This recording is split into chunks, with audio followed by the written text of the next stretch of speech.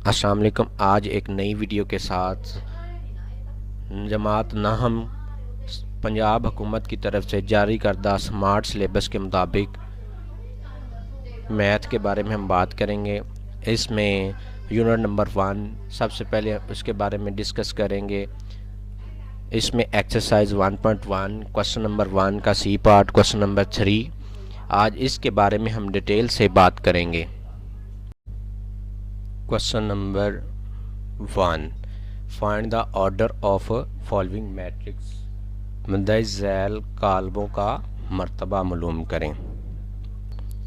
कालब का मर्तबा मालूम करने का फार्मूला है रोज़ बाय कॉलम, यानी कि कतार बाय कॉलम।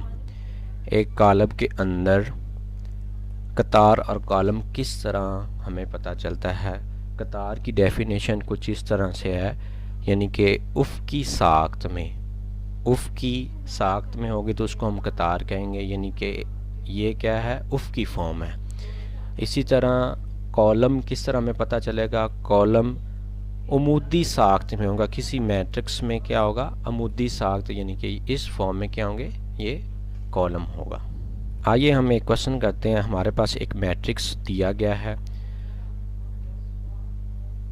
एक मैट्रिक्स दिया गया, इसमें हम कालब का मर्तबा यानी find the order of matrix find करते हैं।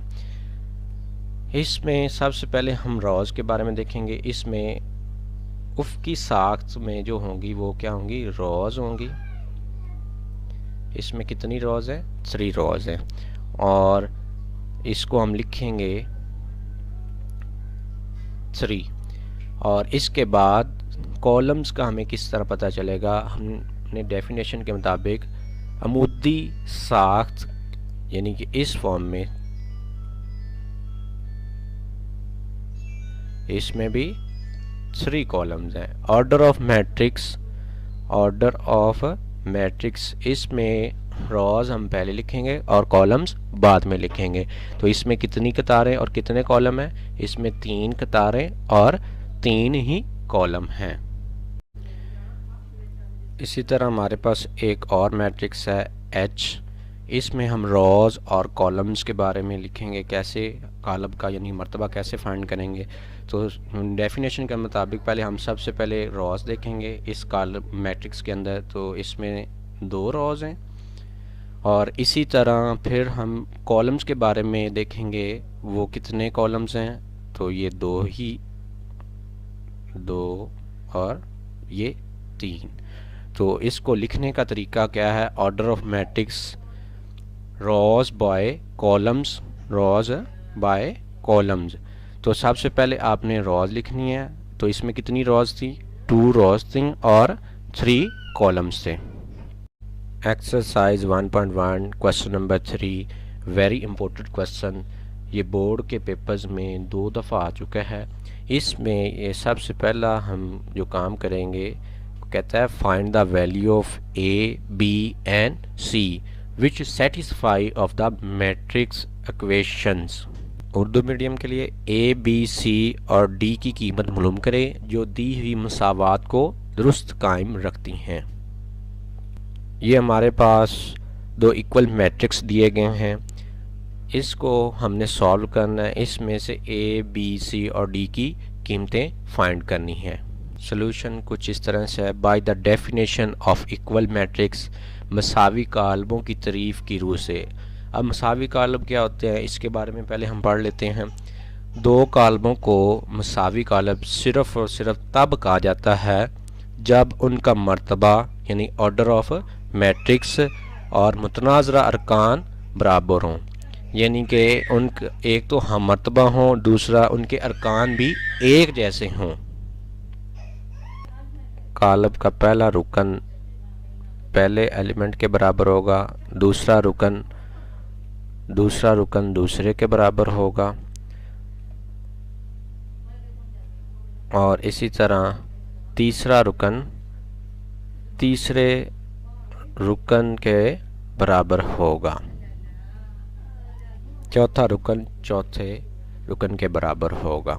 अब इन एलिमेंट्स को हम इक्वेशंस की फॉर्म यानी मसावात की शक्ल में लिखेंगे, यानी a plus C is equal to zero, यानी फर्स्ट एलिमेंट फर्स्ट के इक्वल है, a plus two B is equal to -7, second element के इक्वल है, c minus one is equal to 3, third element यानी तीसरे अरकान के इक्वल है, 4d minus 6 is equal to 2d, यानी चौथा अरकान चौथे एलिमेंट के इक्वल है। अब इन इक्वेशंस में हम चेक करेंगे भी हम किसकी वैल्यू निकाल सकते हैं। सबसे पहले है a plus C is equal to zero, तो ये दोनों वेरिएबल हैं, ये हम नहीं ले सकते। तो इस तरह हम सेकंड क्वेश्चन पे आते हैं, a प्लस टू बी। अब इसमें एक वेरिएबल है, दूसरा वेरिएबल भी है लेकिन साथ कांस्टेंट है, तो इससे भी हम वैल्यू नहीं फाइंड कर सकते, यानी इसकी कीमत नहीं निकाल सकते। इसी तरह अब थर्ड क्वेश्चन पे आते हैं, c minus one is equal to 3। हाँ जी, इसमें से हम वैल्यू निकाल सकते हैं। हाँ, ये यहाँ पे एक क्वेश्चन पैदा होता है, हम इसमें से वैल्यू कैसे निकाल सकते हैं।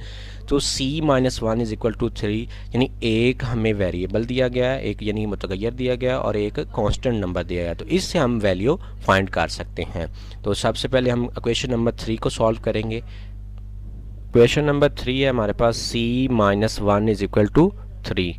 तो अब c की वैल्यू हम कैसे इसमें से फाइंड करेंगे। ये -1 जब इक्वल के दूसरी साइड पे चला जाएगा तो ये क्या हो जाएगा, 3 प्लस 1। तो हमें पता है अभी इक्वल के हम दूसरी साइड पे कोई भी चीज़ या साइन लेके जाते हैं, मसलन वैल्यूज़ लेके, तो उसके क्या होते हैं, साइन चेंज हो जाते हैं। तो इसको हम लिखेंगे c इज़ इक्वल टू 4, यानी कि 3 प्लस 1, तो वो क्या बन गया, c is equal to 4। c की वैल्यू हमने फाइंड कर ली। क्वेश्चन के मुताबिक हमने a, b, c और d की कीमतें फाइंड करनी है। अब हम क्वेश्चन नंबर 4 लेते हैं, 4d minus 6 is equal to 2d। 4 question के मुताबिक हमारे पास है 4d minus 2d is equal to 6। अब यानी कि इसमें 4d माइनस 2d किस तरह आया, 4d यानी कि इक्वल के दूसरी साइड पे 2d, तो हम इधर लेके आए तो वो प्लस का था, तो क्या हो गया माइनस 2d और इज़ इक्वल टू 6। अब 4d में से 2d निकाल दें तो क्या बचा, 2d इज़ इक्वल टू 6। हमें तो d की वैल्यू चाहिए, तो 2 इसके साथ मल्टीप्लाई हो रहा है, तो हम क्या करेंगे, दोनों साइड पे डिवाइड कर देंगे, दोनों साइड से 2 डिवाइड ओवर 2 इधर भी और इधर भी, तो इसका आंसर क्या आ जाएगा, d is equal to 3। d की वैल्यू हमने फाइंड कर ली। अब हम पहली क्वेश्चन लेते हैं, a plus C is equal to 0। इसमें a plus C is equal to, इसमें c की वैल्यू हम पुट करेंगे जैसे कि हमने पहले फाइंड कर ली है, c इज़ इक्वल टू क्या है, 4। अब c की वैल्यू इसके अंदर फर्स्ट क्वेश्चन के अंदर पुट करेंगे, a plus 4 is equal to 0। तो अब a इज़ इक्वल टू -4, यानी कि प्लस दूसरी साइड पे जाकर क्या हो जाएगा, माइनस का 4 हो जाएगा। तो a, c और d की वैल्यू हमने फाइंड कर ली है। अब रह गई क्वेश्चन नंबर 2, उसमें a plus 2b is equal to -7। अब यहाँ पे हम लोग a की वैल्यू पुट करेंगे क्वेश्चन नंबर 2 के अंदर। a की वैल्यू क्या हमने निकाली, -4, तो a की जगह पे -4 plus 2b is equal to -7। इसी तरह अब -4 उधर जाकर क्या हो जाएगा, प्लस का 2b is equal to -7 plus 4। अब -7 में से 4 निकालें तो क्या आता है, -3। अब यहाँ पे थोड़ा सा अभी बड़ी रकम के साथ जो साइन होगा वो हम साइन यूज़ करेंगे। -7 प्लस 4, तो -7 में से +4 करें तो -3 आंसर आता है। अब 2b इज़ इक्वल टू -3, लेकिन हमें तो वैल्यू चाहिए b की, 2b क्या बात हो रहा है, मल्टीप्लाई। तो क्या करेंगे, डिवाइड दोनों साइडों पे, सेम पिछले क्वेश्चन की तरह 2b को हमने डिवाइड किया और -3/2 इसको डिवाइड करेंगे तो क्या आंसर आएगा, -1.5। ओके जी, अल्लाह हाफिज़।